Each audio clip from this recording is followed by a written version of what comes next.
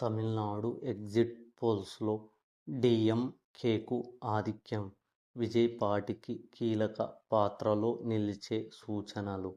విజయ్ గారి రాజకీయ ప్రవేశం ద్వారా తమిళిగ వెట్రి కఝగం పార్టీకి మంచి గుర్తింపు వచ్చినది నిజమే. అయితే యాక్సిస్, మై ఇండియా వంటి సంస్థలు సాధారణంగా ఎన్నికల అనంతరం మాత్రమే ఎగ్జిట్ పోల్స్ విడుదల చేస్తాయి.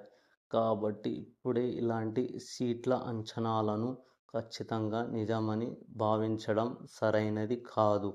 రాజకీయాలలో మార్పులు వేగంగా జరుగుతాయి. కాబట్టి అధికారిక ఫలితాలు వచ్చే వరకు సహనంగా వేచి చూడటం మంచిది.